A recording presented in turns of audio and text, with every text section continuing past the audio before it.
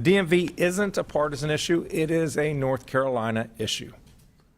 I also agree with him that we need to fund more slots for DMV inspectors and examiners.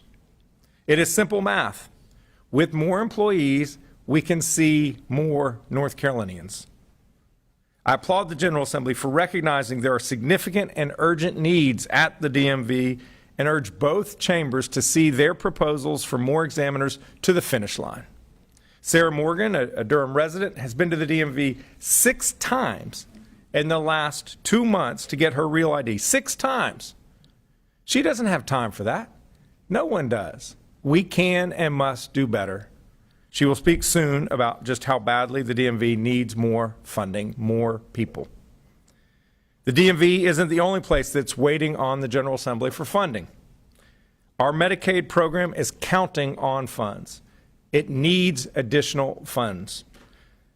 Today, the General Assembly has yet to fund the rebase that is necessary to protect people's Medicaid coverage, meaning that just to provide the people who are on the system the level of service that they have been guaranteed, it costs more money because of inflation from one year to the next.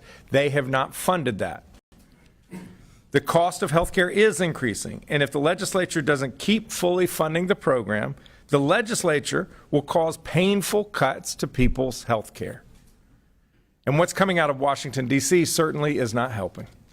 Because of the reconciliation law that passed earlier this month, on the current path, nearly 900,000 North Carolinians are at risk of losing their health care coverage under Medicaid. Let me say that again. We're looking at almost 900,000 North Carolinians losing health insurance. Our entire Medicaid expansion program is at risk if the state legislature does not pass a fix to pay for new administratively burdensome work requirements.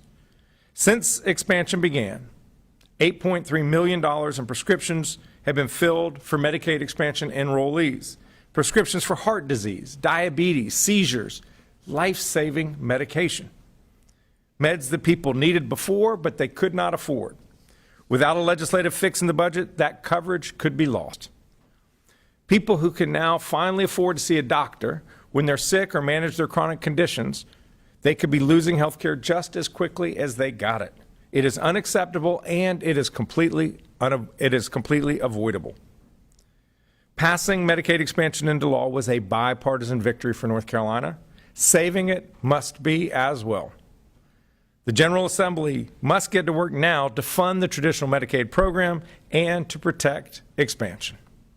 Joanna Parker is here with us today, and despite being consistently employed for the last decade, she did not have insurance until Medicaid expansion. With her insurance, she was able to get her first mammogram.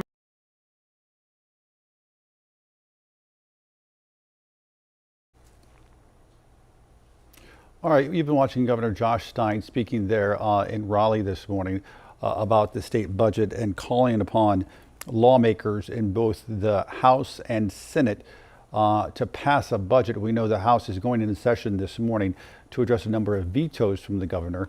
The governor now calling on them to pass a budget. You just heard him talking about the DMV.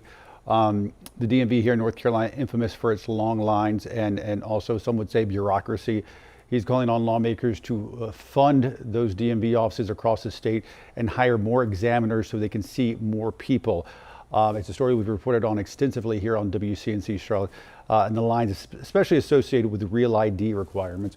Also talking about entire Medicaid expansion as well, and the possibility that it could be repealed after that federal big beautiful bill was passed, asking lawmakers to step in and do something about that as well.